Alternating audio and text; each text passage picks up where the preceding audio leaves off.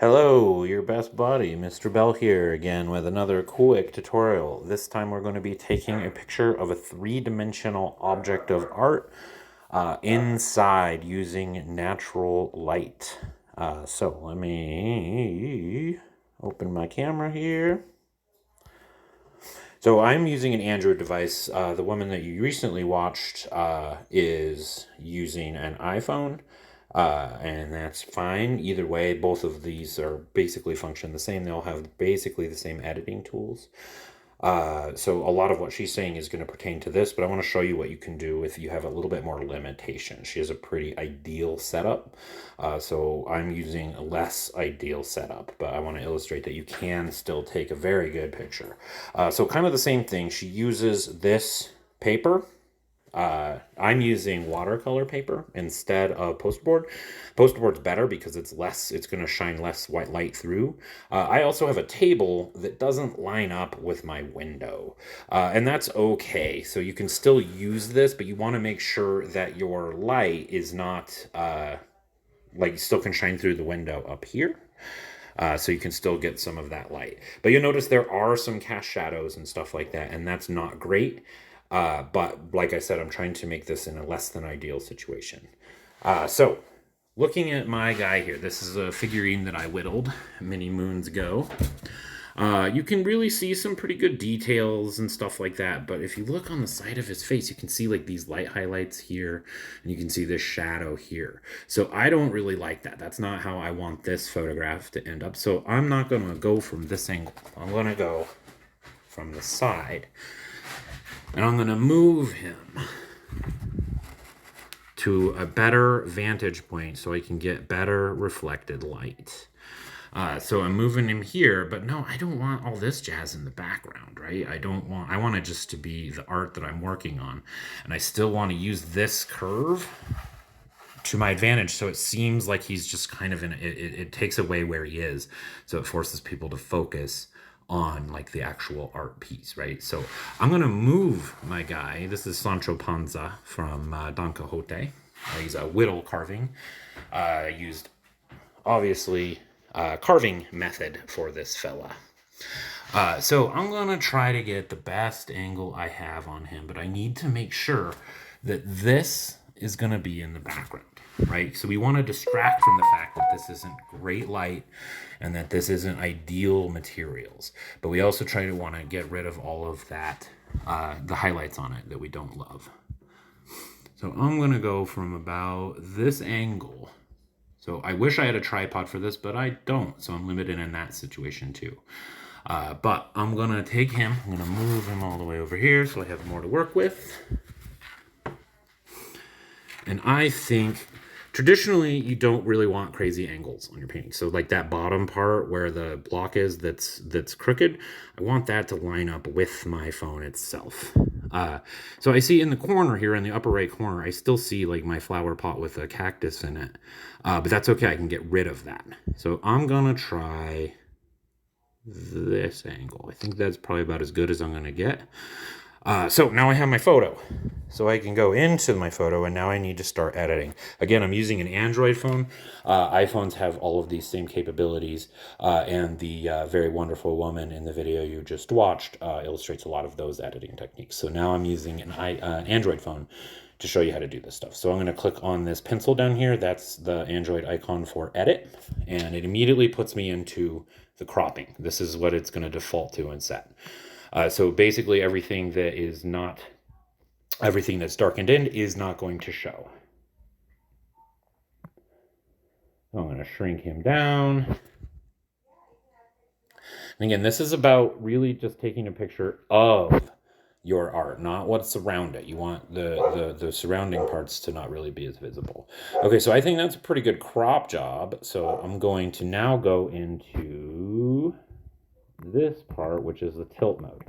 So you see how he is moving. This is in that same crop tool, so you don't have to go anywhere to do this. So I don't like, so going like this is how exactly what the photo I took, right? So if you look at the bottom, you can see that line doesn't line up with the bottom of the frame, and I don't like that. I want it to appear to be perfect. So I'm going to tilt it just a little bit. I think that works out pretty good. Now I'm going to go into the section where I can kind of mess with the light a little bit. I can mess with the saturations and stuff. And it's this circle right here with half lines, and then half of it is empty. And then this is going to be the brightness adjuster on the far left. So I can change the saturation of the light. I can go super dark, and we don't want that. We want people to see the details of your sculpture in this picture. So I'm gonna bring that brightness level up just a little bit. And then I'm going to go into the contrast, which is the perfectly divided circle right there that's yellow right now. And I'm going to bring down that contrast just a little teeny bit, just to kind of blur the lines in those shadows. Then this is the saturation. This means basically how much of the color is going to shine through.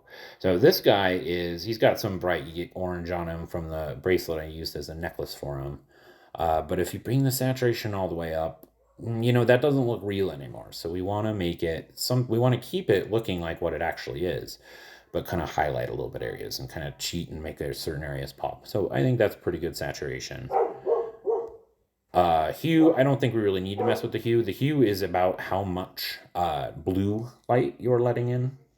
So it's going to really mess with things. It can be pretty cool. But remember, for this, we're really trying to capture what it actually looks like. So I'm going to leave the hue right at 0. That means that I didn't change it at all. And then we don't need to mess with any of that jazz. I think that this is a pretty good photo. This would be something that I would be okay with turning in. But you also don't, the wonderful lady in the picture, she didn't really go into another aspect of taking 3-dimensional art pictures. So I'm going to save this because this is something I do want to turn in. Because when I turn something in, I want it to be the full work of art, right? But you can turn in multiple photographs of your 3-dimensional art. So I am like, some of the details in this guy really didn't shine through in that picture because I wasn't really like focused on them. So I think that I did a pretty good job on carving his face. So I'm gonna zoom in on that face. You're gonna notice that things get a little bit grainy when you zoom in, especially in the light that I'm being forced to use right now because it's not perfect. But you can fix that again a little bit in the saturation. But I think I did a pretty stinking good job on his face. So I'm going to zoom in on that, and I'm going to take a detail picture of this 3-dimensional object. So let's look at that. I think this worked out pretty good. I don't know if I need to redo it, but I do want to crop it a little bit because I think this part at the top is not unnecessary, and it takes away focus from him. I think that looks pretty good. So I'm going to save that.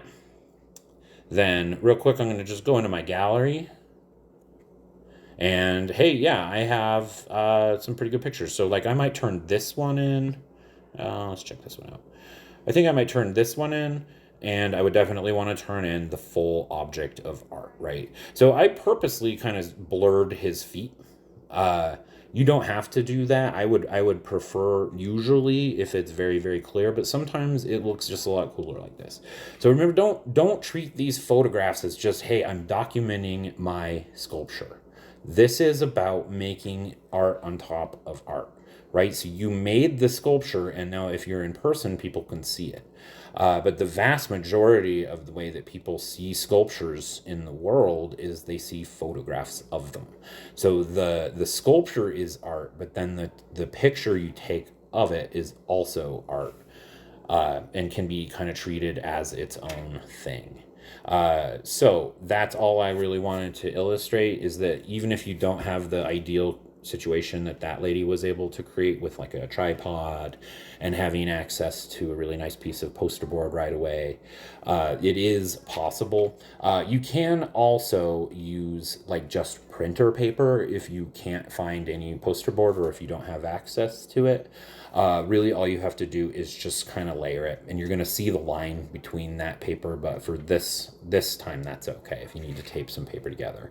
Really, remember, it's about trying to eliminate like where this guy is. We don't really want people to think about where this sculpture is. We want people to pay attention to the sculpture.